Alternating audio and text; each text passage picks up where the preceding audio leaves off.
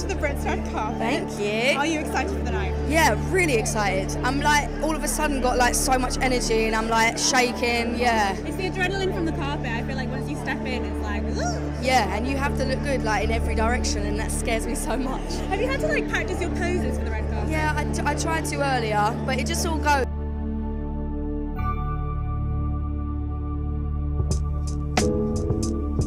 First one comes from Alina Booker from Cologne, who says, what is the weirdest dream you've ever had?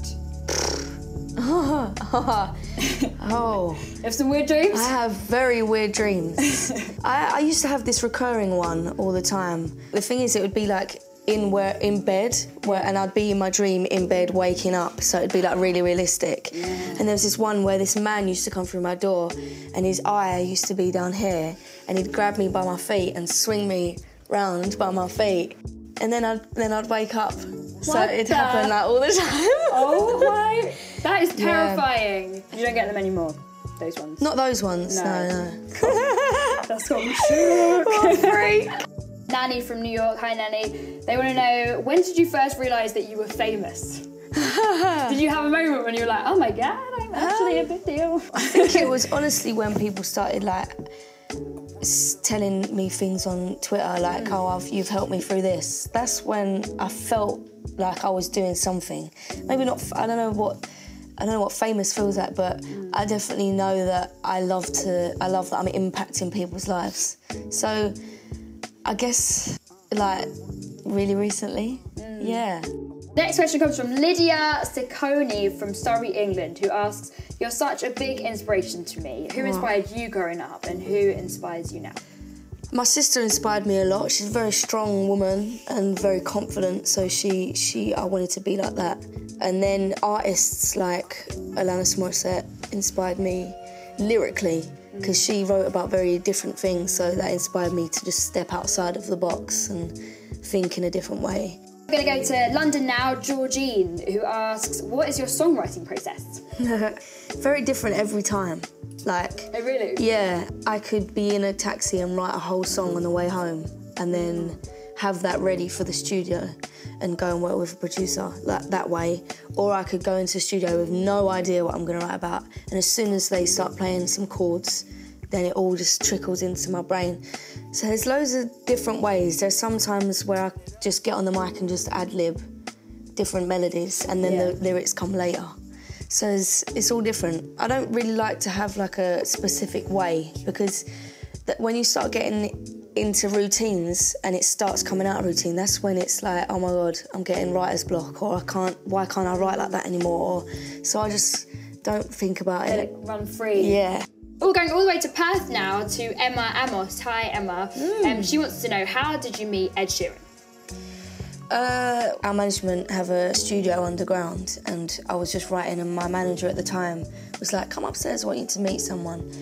And I'm like, oh, all right, cool, come upstairs. And there's Elton John and Ed Sheeran in the same room. And I was like, hi.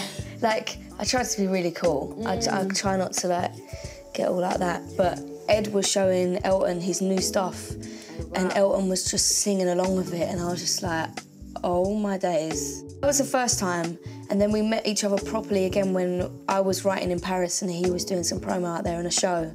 From then it just bloomed and blossomed into a great friendship, even outside of music, you know. We're just great friends. And that must have been so much fun on the tour then, when you actually turned with your friend. Yeah, that's why it was extra special. That was like the biggest audiences I've ever experienced as a soloist. And now I can't wait for my solo tour.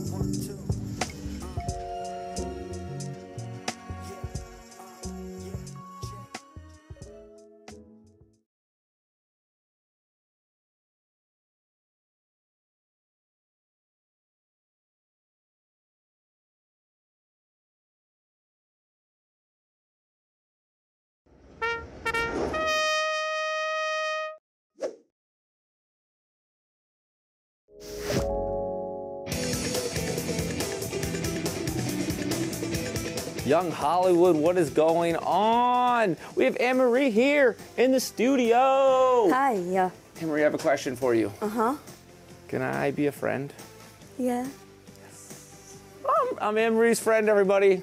That wasn't that hard, was it? That was really easy. Yeah. I was hoping that, maybe a little struggle. You'd No, challenge me a little bit on that. it's easy. So the song Friends. Yeah. With Marshmello. Mm-hmm. It's pretty awesome. How do you write a song with Marshmello? Well, do you know what? It wasn't even planned. Like, we didn't plan to have a writing session and make a song. Mm-hmm. He remixed my song Alarm about 2 years ago, and I loved it so much, but I'd never met him, and he was in London, and my manager was like, just go to the studio and meet him, and that was just the plan. And it ended up becoming a session, and we wrote this and recorded it in like 3 hours. Did he have the helmet on or the head thing on the entire time?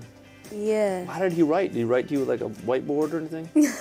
No, he can see what I'm writing. Did he see what you're writing? His head nods. Yeah. He goes, yeah, when he really I feel like likes you're it. on some NDAs for this. Like, you really can't say what happened. Maybe. It's all right. It's all right. Let's talk about the song. Let's talk about the song, because the lyrics here are about putting people in friend zones, right? Yeah. Is that what you do? Are you putting people in friend zones? Not every day, but I always love to write songs that I haven't really heard that, like, vibe before. Totally. I try and write from different points, even if I am writing about a cheating boyfriend, which I do quite a lot. I love to write about different subjects, so this one, I just thought, who's written about this before? Right. And then I thought, if anyone wants to put someone in the friend zone, they can just send them this song. I heard, though, that you actually are very romantic when it comes to you giving people things on dates. Like, you've given flowers to somebody? Yeah, I give flowers to everyone, yeah. Yeah, I love flowers. To friends or to...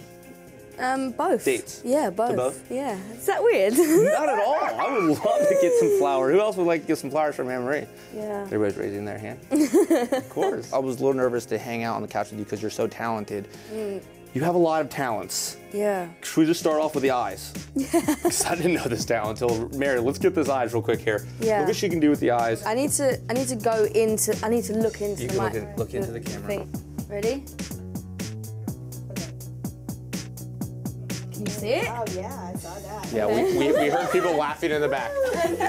I'm That glad, is wild. I'm glad that came across, because otherwise it would just be me like going. I'm a stylist the- here helping Thank you. out. you. Her style, Thanks. guys, is her style on point? Yeah, well, these are flowers. I love flowers. You also, let's talk about talents. You were a karate expert. What belt? Black belt third dan. I would not mess with you. Yeah, I started when I was 9 years old, and then now I'm 3 times world karate champion. What is that? 3 times world champion. World champion? Yeah. Have you ever been in a fist fight before? Yeah. You can tell. Did you win? Yeah, Lose? yeah. Oh my But you know God. what? It's more like it actually sent me the other way on not fighting, because I was a very angry kid, and then when I started karate, I calmed down. Now, one of your really good friends, Ed Sheeran, Yeah. he seems like a really sweetheart. Yeah, he is. Who do you think would win in a fight between you Me. and Ed Sheeran? You would be. You didn't even have to finish